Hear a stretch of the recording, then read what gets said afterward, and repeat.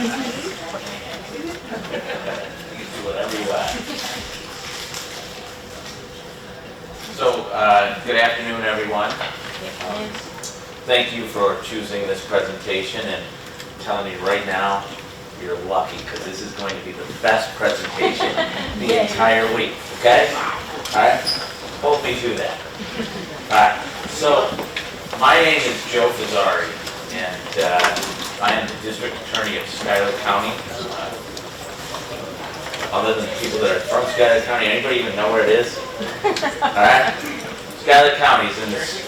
It is in the southern tier of New York, but somebody pointed out to me the other day that it's not even really South New York, right? It's the southern tier of New York because it borders the northern tier of Pennsylvania. That's how they came up with it, all right?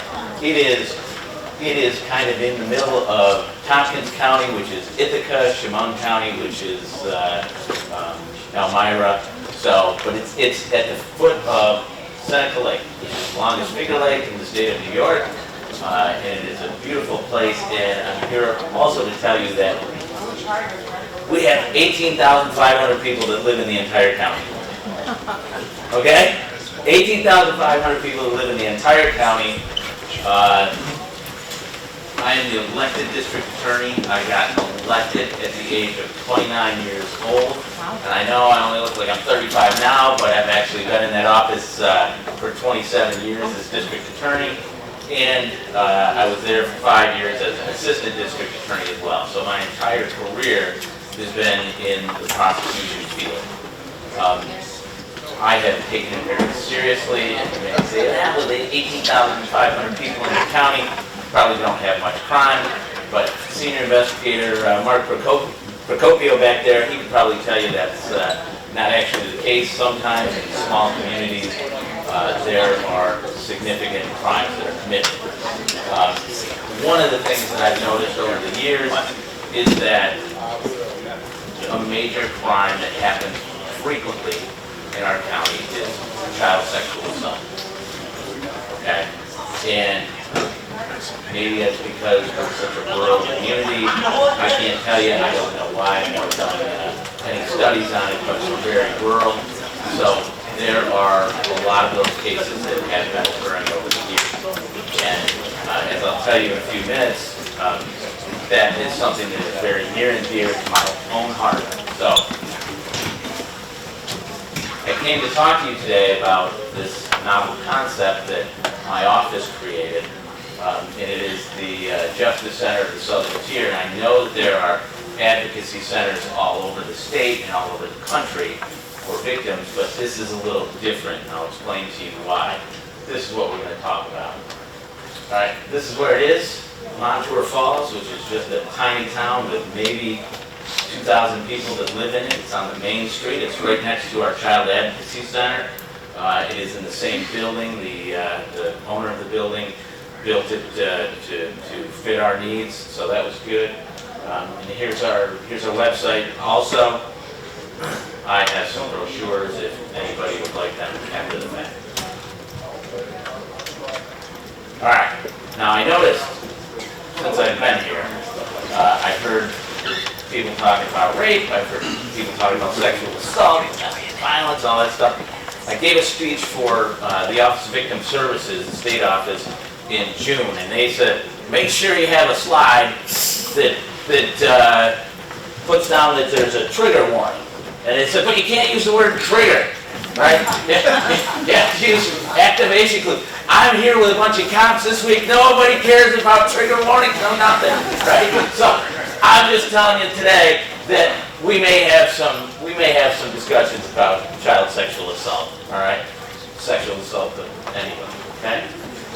All right, so I'm going to try not to use foul language, but sometimes I do. I apologize, that's the way I talk. So, activation cues, I'd like to tell you that there's a safe spot for whoever needs it, but if there is, nobody to inform me of that. All right, this is a little emotional for me, but I'm very willing to share with you my story. And You can ask questions as we go along. That doesn't bother me. It doesn't disrupt my flow. So if you have a question, ask it when you want to ask it so you don't forget it. Or if at the end you want to ask, that's fine too. All right, so about me. We got to start with who I am. First off, I am a master pumpkin carver. I'm not lying. I am a master pumpkin carver, and I carve 30 pumpkins every year. And I live at the dead end of a lake road. Nobody even lives there. Nobody even comes to see them. They just sit in my living room. All right? It's not weird. My kids love it. My wife loves it. It's not weird. I'm a master pumpkin carver. All right? I'm a husband. I'm a father of 2 beautiful kids. A lifetime prosecutor, as I mentioned.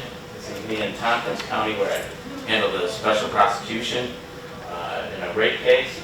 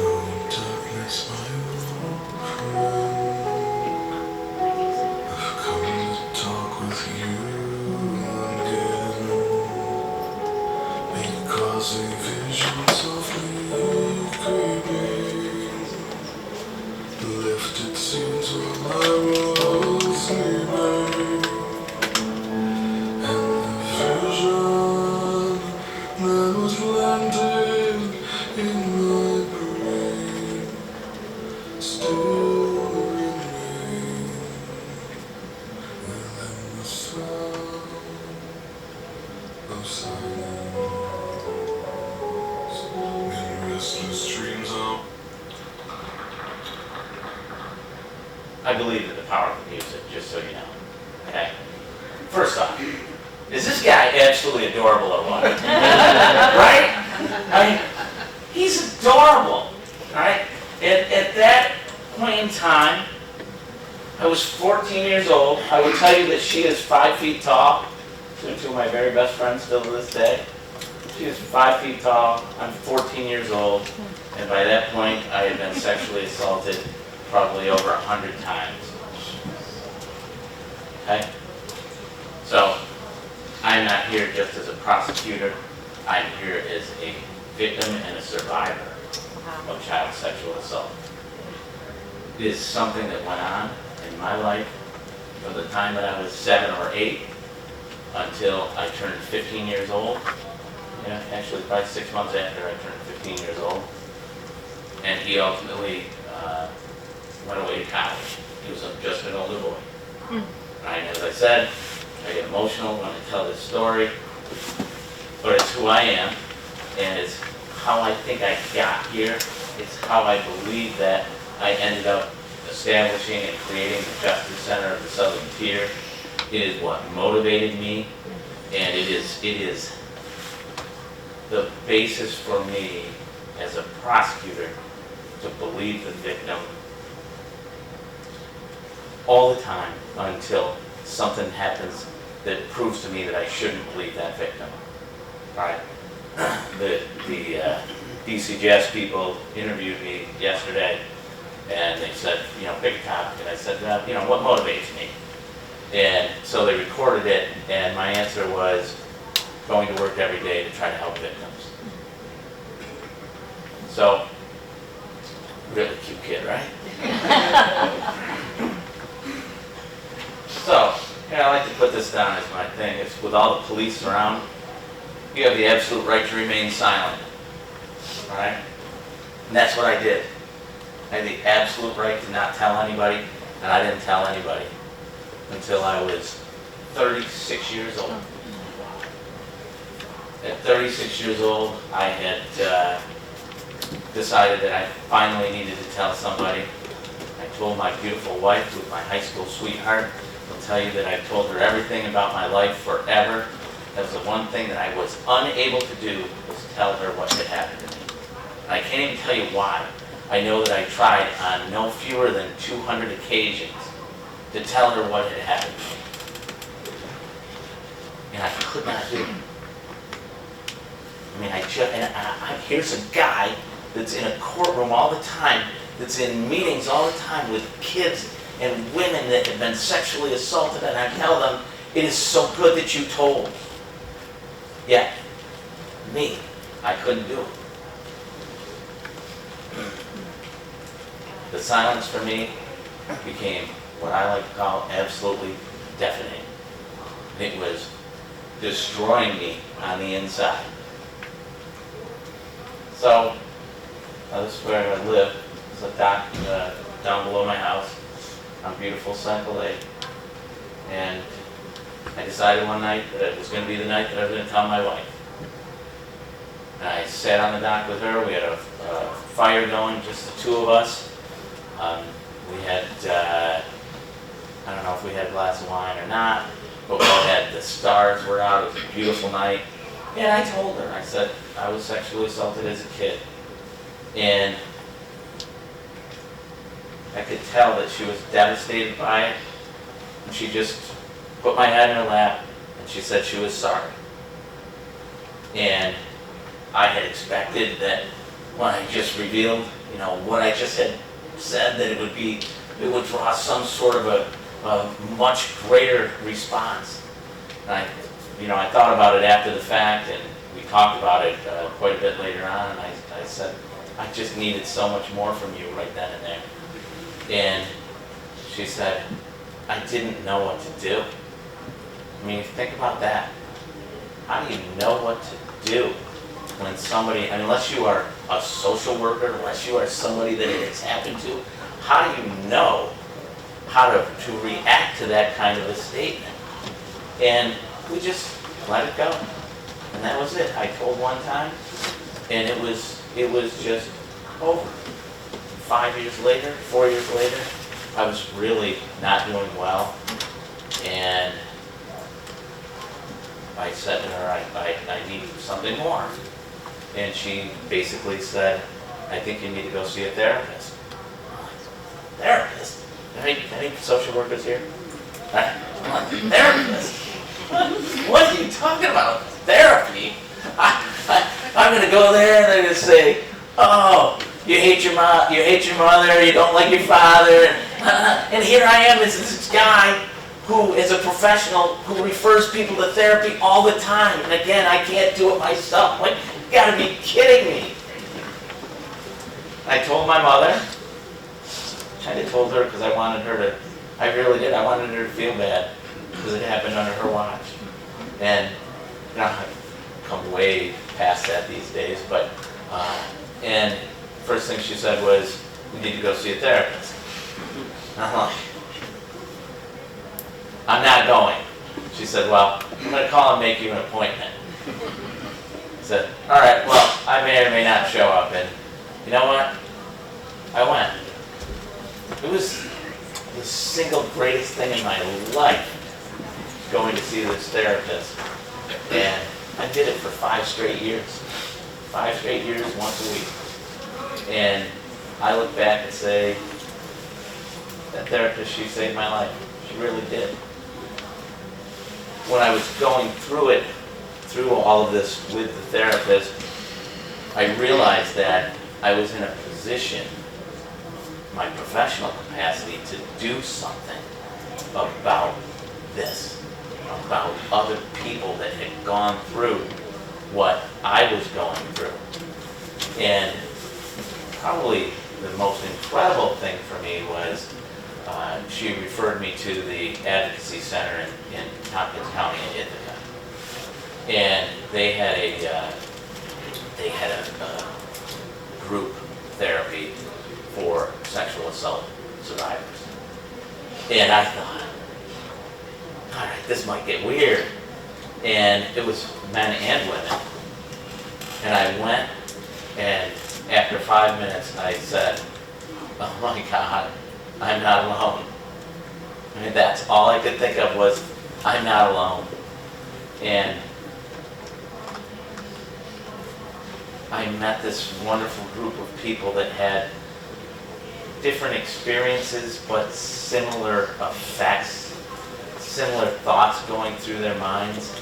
I mean, it was such an uplifting thing for me. And I left there and I said, I gotta do more. There are so many people out there that were like me. And, you know, the numbers are staggering. Everybody's heard of them. You know, 1 in 3 women, 1 in 6 men. Those are staggering numbers. All I could think of was, how can I help? And I decided, I gotta talk about this. I have to bring to the attention of other people what happens and what happens to the individual, whether it happened to them when they were a child, when it happened to them as an adult, what goes through their minds and how can we help those people? So I started talking about it. And I've been the guest speaker for the Office of Victim Services of New York State. I've been the guest speaker for multiple service agencies throughout the state of the Southern Tier. And I am scheduled to be a keynote speaker at an event in Hertford College coming up in a week or two, and then in Lake Placid after that. So this is something that I do because I need to do it. It helps me, and I know that it helps other people at the same time. And I know that it helps the trainers, I'm training the trainers that are doing things to help the service providers be able to do a better job. And I think it's working. I've had pretty good feedback on it. So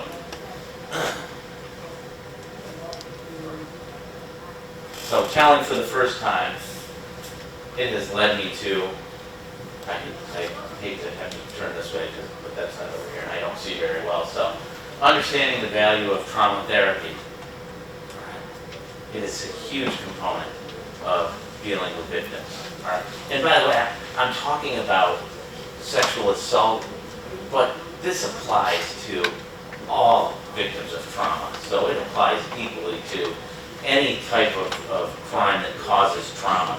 And you may say, oh, well, that's domestic violence and sexual assault, but it's not.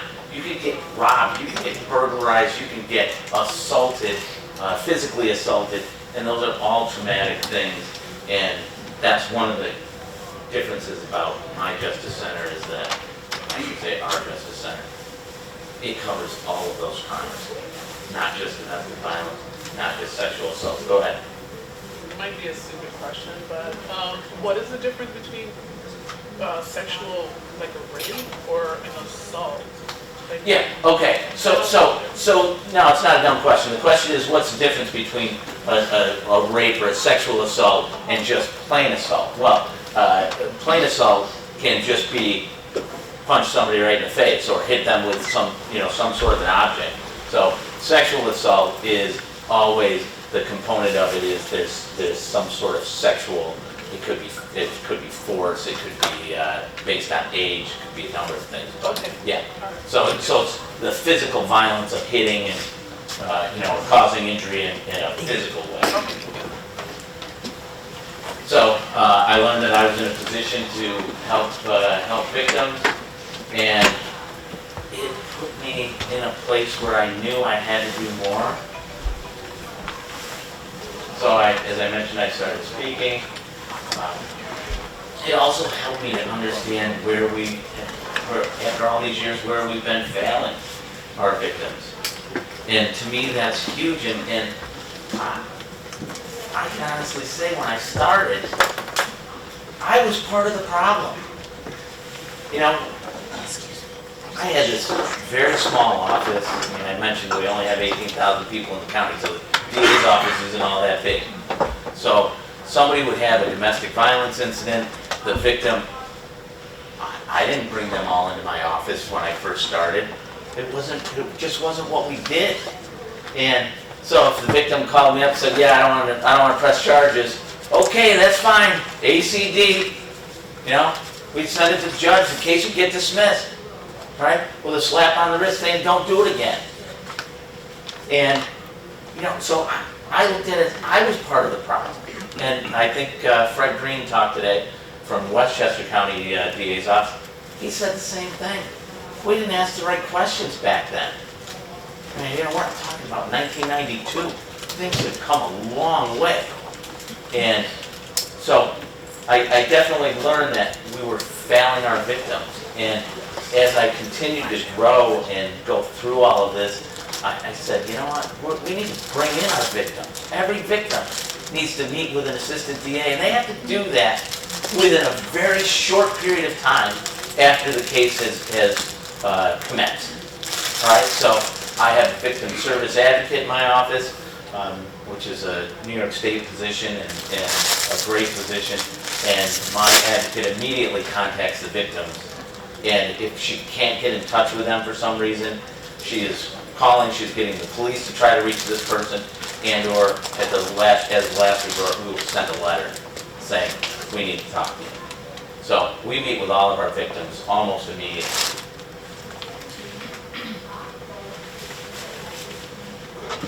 It helped me, although I didn't do it after I first told, but it helped me to think of a design for a justice center. So what is Justice Center? Justice Center of the Southern Tier is a space.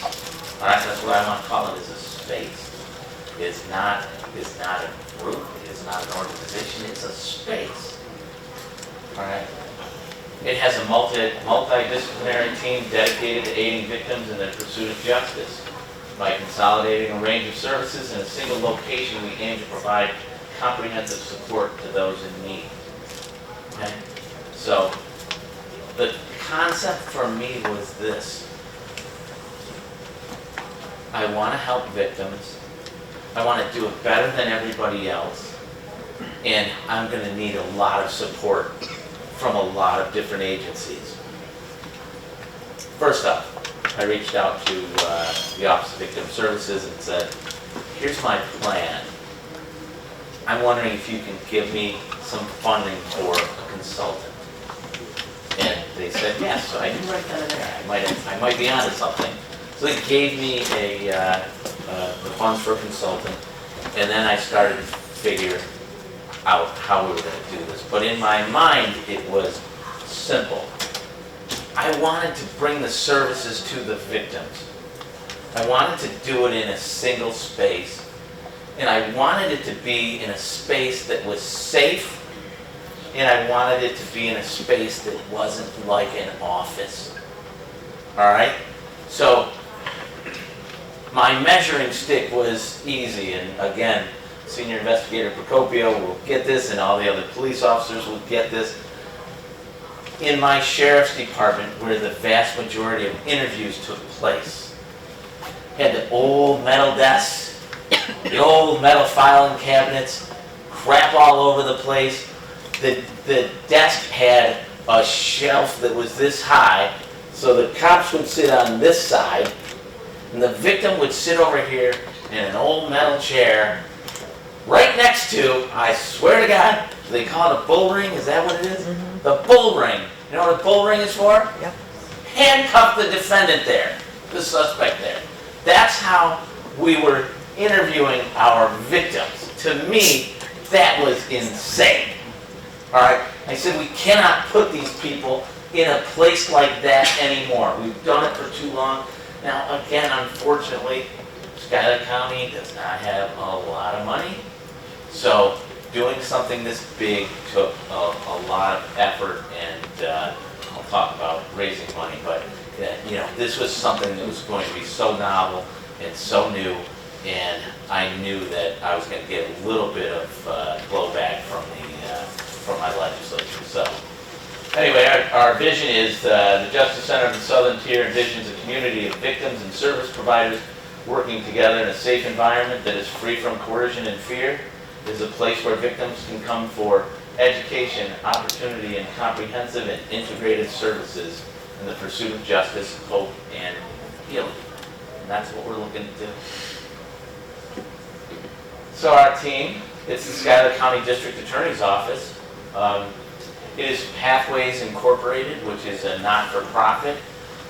Based upon the way that my county was willing to let me do this, I just wanted to hire the employees. And my county was like, yeah, no, we're really thrilled about your idea, and we think it's a great idea, but we're not paying for it. Okay, and if you hire employees, that means we're paying for it. We don't care if New York State's going to give you the money for this. So I said, all right, let me find a partner. My first partnership, it was really good and it got us underway, but it didn't work. They weren't 100% committed like Pathways was. And I met with Pathways just about a year ago. And I asked them to come on board, and this is not something that they do. They said, yeah, we're all in. We already have 2 dedicated employees that we're going to give you. All right, this is good. So we have Arbor Development Corp. Because, as I mentioned, I came up with this plan, but when I came up with this plan, I had many discussions with people in my office, and believe it or not, my paralegal said, Joe, you got to do something more. I said, well, what do you think?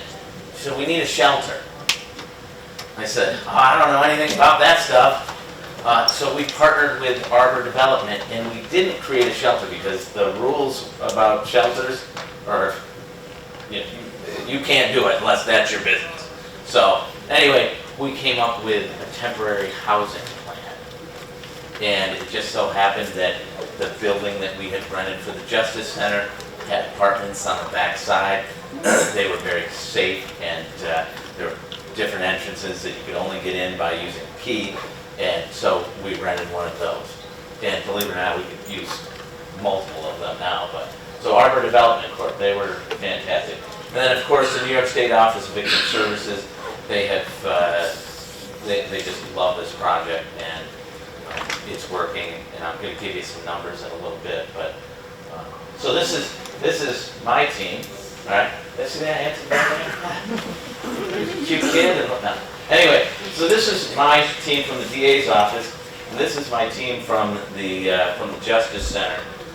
Both Amy, so it's easy to remember their names, but Amy Jones, the one on the right, she is a licensed trauma therapist, and she, because we don't have a ton of money, she is there 2 days a week, all day, every day. She does telehealth, and she has so many clients that we actually need another therapist. And we just opened our doors in January, the end of January.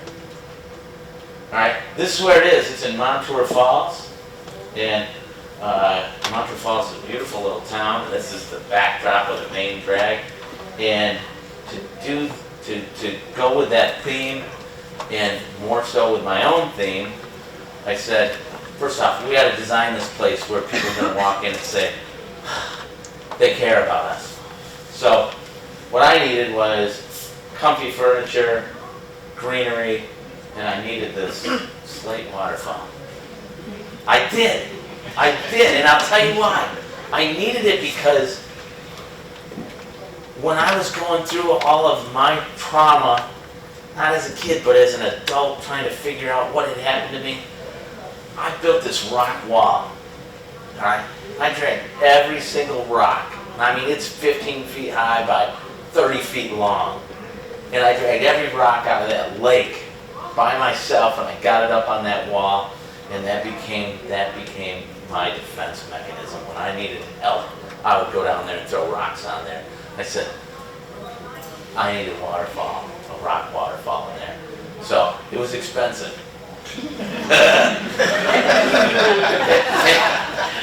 It was expensive, and I was at an Office of Victim Services conference last year, and I said, I need you guys to pay for a slate waterfall.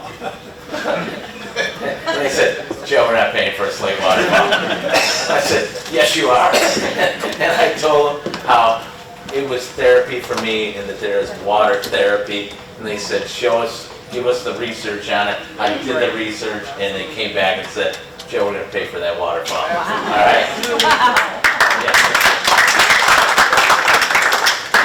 And for all the taxpayers out here, I look at it and say, it really wasn't that expensive. Probably only cost each of you 5 cents. Okay? All right. That's a lot of nickels. My concept was to keep our victims safe, bring the services to them, make them feel comfortable and loved, and get all the service providers to come on board. So, when I say that's my staff there, of 2 people, all right? Yes, they're the people that are at the center every day, but we reached out to Catholic Charities, because they do a lot of the domestic violence work. We reached out to Survivor Support Services, which is the old Rape Crisis Planned Parenthood. They change their name all the time. And so anyway, we reached out to them because they are better at providing therapy to rape and sexual assault victims and dealing with all of that crisis. We reached out to the Schuyler County Department of Social Services for financial things. We got on board it's not legal aid, but Law New York, so they could help our victims with civil cases. So be it a divorce, I mean, you know how bad it is, you are assaulted by this guy and you have to stay married to him because you can't afford a divorce. We went out and we got Law New York on their side. All right, they deal with eviction issues and divorces and all sorts of, minor civil claims, but they're helping. More importantly, I had to get my law enforcement guys on board. All right, this is where we're different.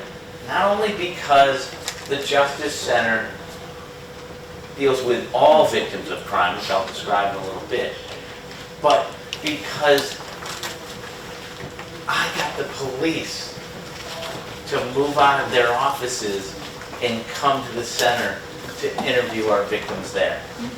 We have the recording capability there, and so, I'll show you in a minute, but getting them to agree to that was difficult. But they love it. Everyone that I've talked to said, oh my God, this place is great, and we don't mind doing it. Now, because it's the Justice Center of the Southern Tier, that obviously encompasses more than Schuyler County. And we get clients from and referrals from Yates County, Tompkins County, Chemung County, Steuben County, and actually when we opened up our doors and I did a TV interview for it, we got a call from people in Pennsylvania wondering if they could come. And of course I wanted to say yes. I didn't, but I wanted to say yes, you can. But unfortunately that's just not how it works. So we came up with the concept. I got the Office of Victim Services on board, the consultant I mentioned, raising the capital. All right, so you guys are probably gonna laugh about this because my budget for this entire thing is about $250 grand a year. All right, it's tiny, and that pays for the victim's advocate to be in my office and back and forth between my office and the center, and then 2 of the therapist and a case manager. Well, we need that case manager because she just has to coordinate all of the services. And these are the things that we weren't able to do in the DA's office because we just didn't have the resources, we didn't have the time. So all of a sudden I've got a case manager and I am what I like to say the gatekeeper of the Justice Center. Now, that doesn't mean that I'm the only way that somebody gets there, but I'm the main way that somebody gets there because I know who all the victims are. Somebody gets hurt, somebody gets assaulted, somebody is the victim of a robbery, whatever. I know who they are immediately, and when they come to my office, I can say, I want you to go to the Justice Center. All right? But we've also had a tremendous number of walk-ins, just people walking in off the street because they heard about it. We've also had our case manager and our trauma therapist, they go out and do presentations about it all the time. So the community's in a buzz over it, and they're sending people as well. I mean, this has been kind of a word of mouth thing, and it's working. All right, so a major pitfall. Pitching the idea to my local legislature, they stink. They just, getting anything out of a legislature is really, really difficult.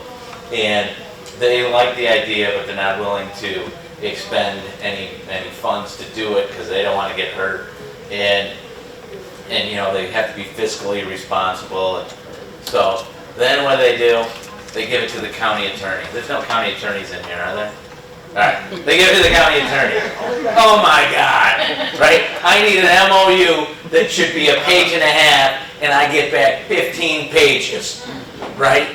And then it's, oh, this contract with this agency, you got to. It took me a year and a half to get all of the paperwork in place for the Justice Center. A year and a half. All right, finding a place to do it. To me, there was never even a question. I knew that the Child Advocacy Center was in Montour Falls, and I had been in it, and I thought, wow, the builders did a really, really nice job on this. I got to do it here. And they actually had a bakery on the other side of the building, and the bakery had gone out of business, and I went to the owner, and well, the owners, and his wife looked at me and she said, I love your idea. Well, I love it. And they wanted us to be there. I said, well, we can't pay you the money to build this out. And they said, we'll do it in rent. We'll build it out, we'll eat the cost, and we'll do it in rent. And honestly, they're gonna make a large donation to us, financial donation at the end of this year anyway. So, you know, it couldn't have worked out any better, but yeah, we found a place. All right, landlord was easy to negotiate with, and then designing the center, I can honestly say, I knew what I wanted, that slate waterfall. I wanted it to look nice, but I let the women in my office design it, and they did a really, really good job. And then when Amy Gill, the case manager, came in, she just exploded with all this awesome stuff. I mean, she put everything on the walls, she did everything with the plants and the greenery. I'm telling you, if you get a chance to come to Schuyler County, come see this place because it's awesome. So I mentioned getting the police on board, getting the other DAs on board. So I had to call my DA buds from the Southern Tier and ask them if they would be willing to send victims, because when I pitched the idea to Albany, it's for the entire Southern Tier, and that was part of the thing that my legislature didn't like. Well, we're going to be paying for everybody to come. All right, that's fine. I'll do it my way. So anyway, I called several of my DA friends, and I said, I need your victims. And we send them here, and like I said, I got them coming from Yates County, from Seneca County, from Schuyler County, from Chemung County, and from Steuben County now. So it's working great. Getting MOUs done with all the service providers, that was a pain in the butt, and I'm not even really done with all of that yet, but you know, we're working on it. And then getting the victims through the door. And that was the start, getting people to go. But it couldn't have worked any better, I don't think. As far as what I had in my mind, it has worked out, you know, way better as far as getting the referrals. The schools are referring people. Schuyler County Probation is referring people. We have attorneys for the child in family court referring people. We actually have defense attorneys referring people to the Justice Center. I mean, it just has been a great thing. And seeing it all work, it's, to me, amazing. So we have case management services, advocacy.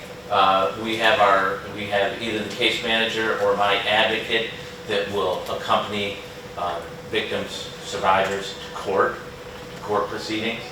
I know they do that in other jurisdictions, but that's one of the services that we provide. We do all the referrals to all of the agencies that will come there. So Catholic Charities, if we see it's a housing issue or a domestic violence issue, we get Catholic Charities to come there. They have their own separate office there.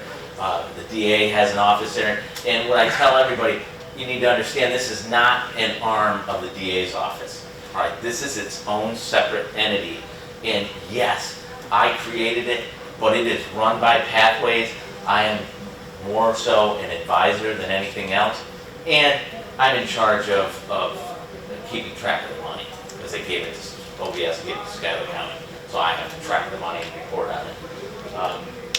Trauma therapy, as I mentioned, which is just an amazing thing. Here's one of the most important things. The therapist started group therapy, and I thought that was awesome because I knew how much it had helped me. So she's doing group therapy, and so far the reviews have been fantastic. So this is our on-site law enforcement office. Okay, I mean, look, we got plans, we got pictures, we got a beautiful sofa in here. So this is where your victims are going to sit. I mean, it's wonderful. I mean, just think of that. I can be in a metal chair, or I can be in that. Right? Replace this. Right? And then, this is what you see when you come in. These are all soundproof boards on the wall. And I mean, the women thought of everything. All right? I just told them what I wanted. They came up with all of this. All right?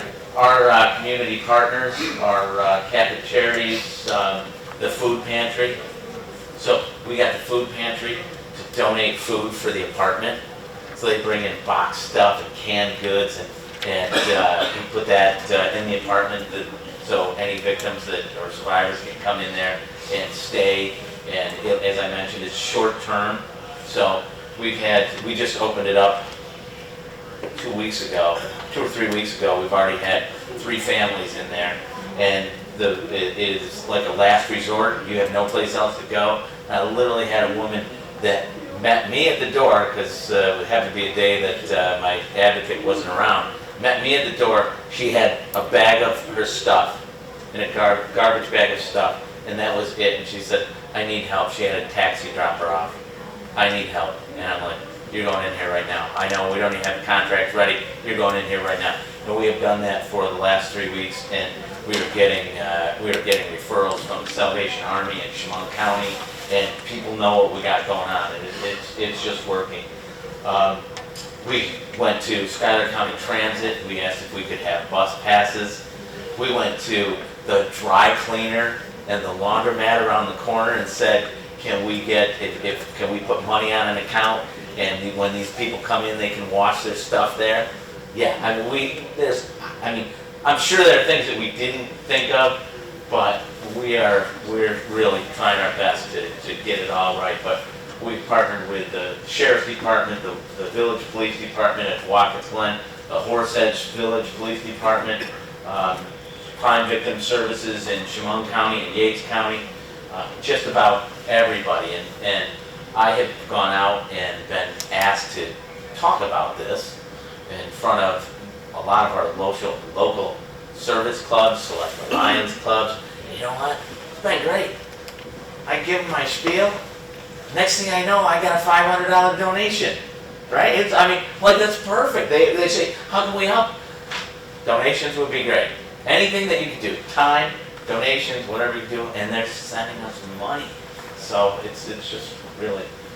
All right, so just a few pictures to show you what we have.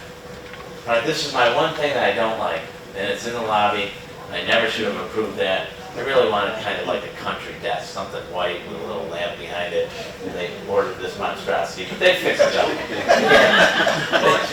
That's the only thing I can complain of. So, but this is the DA's office here, and then this is in the case manager's office. I love it. Bathroom stuff. All right. I mean, they even made the bathrooms look beautiful, right? And so, and they thought of everything. Changing table for a baby. They have a cupboard here that's got women's hygiene products. I mean, just everything that we could come up with, we did. That, toothbrushes, toothpaste, because when somebody has to flee, they don't get to bring all that stuff. So these are the things that we came up with. This is the bathroom. I mean, look at that. It's nicer than the bathroom in my house. I didn't tell my wife that, but it is. All right. This is really my thing right here. So I wanted to have my victims that are artistic. I asked them all, can you create something for me? This young girl, she was 19 when I asked her. She was one of my son's friends in school, and she's like a daughter to me. She's at our house all the time, and she had been a victim of domestic violence in one of her relationships. And so I was working with her. I saw her doodling one day, just at the dinner table. I said, "Could you draw me something?" I said, I want you to draw me something that shows you as a victim, but shows you being safe." Like 2 hours later, I got this from her. I have that hanging on the wall in the center. So I've made it a point to have all of the victims ask, is this something that you can do? And there's some good stuff. So the apartment, another place. The biggest concern that I've had so far about the apartment is nobody's going to want to leave. All right? Nobody's going to want to leave. Right? I mean, they just did a spectacular job. We didn't have a ton of money, so this sofa here, it was kind of old and ragged. We just got a cover to throw on it, and it looks beautiful. It matches everything. Little kids area here. I mean, just whatever you could think of, the women thought of. And I mean, 2 bedrooms, so this is a full-size bed, and then a bunk, and then a large bed here. We have partnered with Eastern Security to do all of our security work. We have alarms. Some things that we had not thought about. On the apartment door, it doesn't have a peephole, so we're installing one of those. We're going to do one woman locked herself out, so we're going to, the door actually has a key code, but the outside door didn't. Somehow she got locked out, so we're doing that. All right, the kids' room has inspirational sayings on the walls. I mean, just you name it. It just turned out great. So our definition of a victim is anyone who's been subjected to criminal behavior. But it goes beyond that. It's for family members of those people as well. So the one thing that I found in my years as district attorney, when I talk with a child victim, all right, and maybe that child is now an adult, but they still are young enough and their parents come with them, I realize that when you're talking about sexual assault, you know who else is a victim? If it's not that parent, it's your parents. I mean, it is the mother who thinks, oh my God, I let this happen to my child. We bring them in. You're a victim. You're a victim. Somebody did this horrible thing to your child. You're a victim. So we bring them in.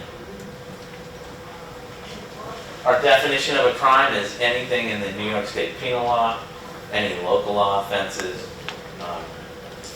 any out-of-state offenses. We're not choosy. If you come and you say you're a victim, you're getting in. Right? The date of the crime is irrelevant. Right? And it's also irrelevant that you've reported it to the police. We don't care. We know the numbers.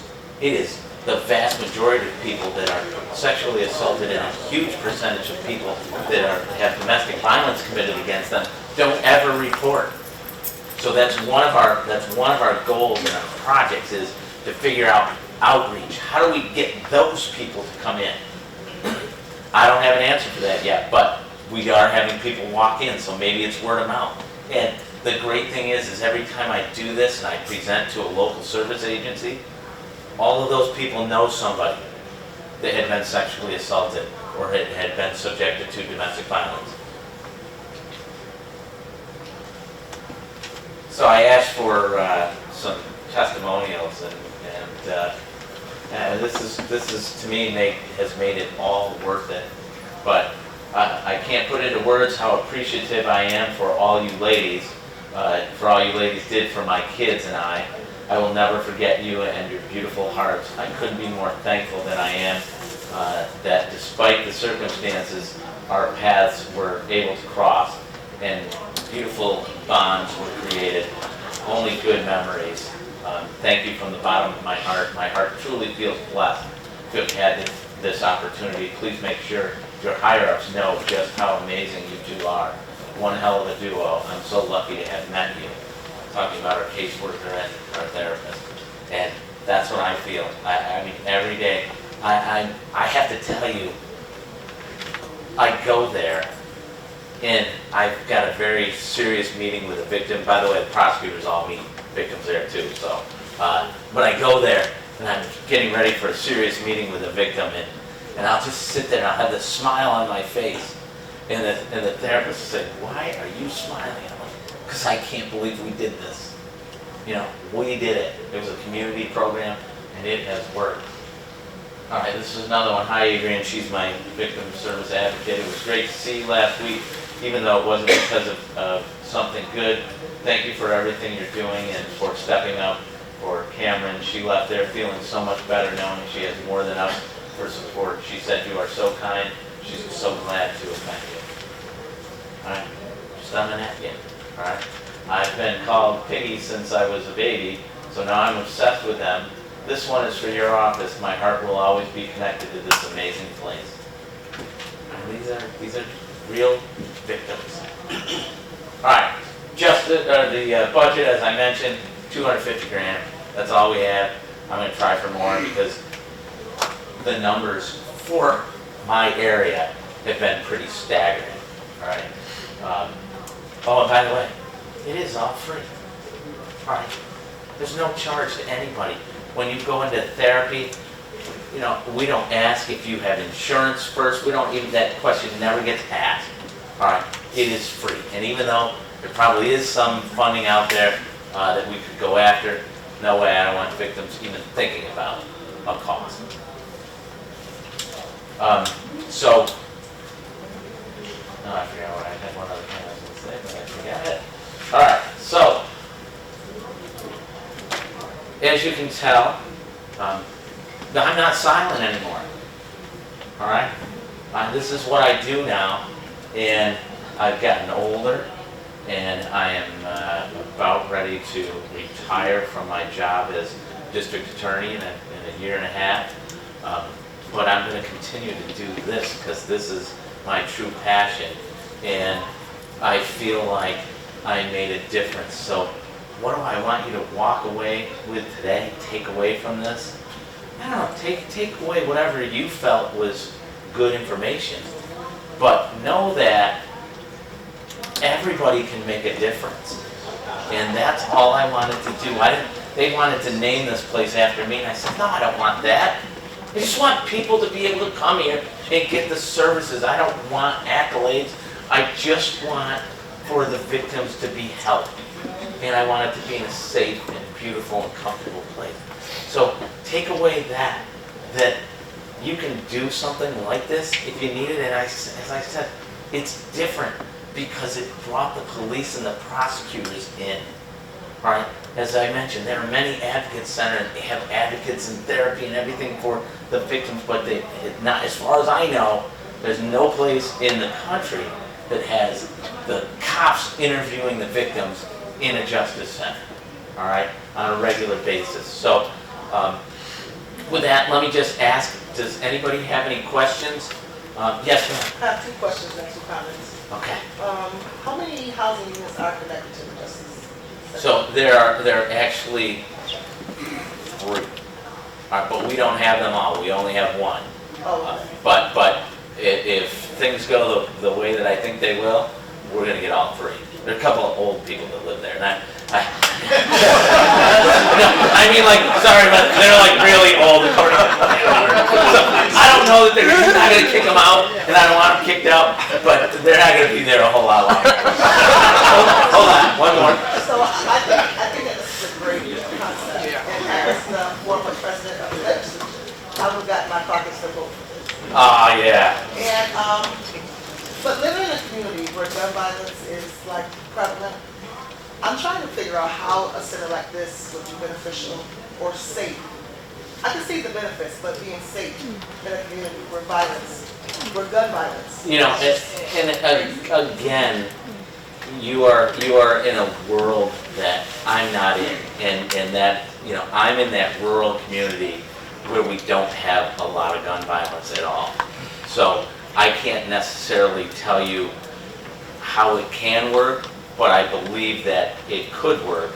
But it has to be in a safe place. And I've had some people in the you know, service provider spectrum say, well, we don't really like that the apartment is next to the Justice Center. And like, yeah, except for the Justice Center has its own entrance. This is out in the back, and we don't broadcast that we have it there. All right. So when I do all my presentations in my local community, I simply say we also have an apartment. It just, you know, I don't tell them it's connected in the back.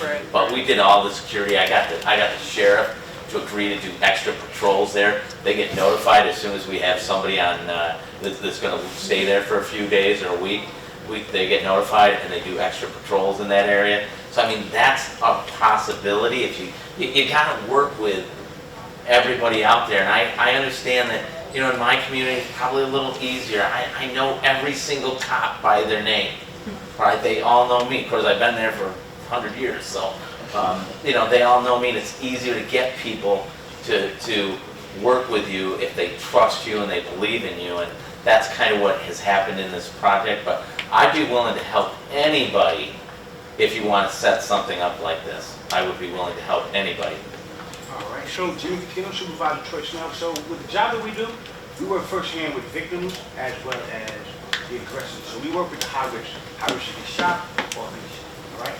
So now, in the city of Troy, our shootings are actually down. We're down 61% in shootings, 59% in victims, and 100% in homicide. All right. So this is because of snub, but we don't get that kudos, all right? So it gets written out like if it's law enforcement. When we're in the community all the time, they enlarging our target area, and in the process of them enlarging our target area, our shooting people, all right? So now, what I would like to do is I feel we need a diversion program for our city, but they don't want a diversion program. So what are ways that I can go to try to implement?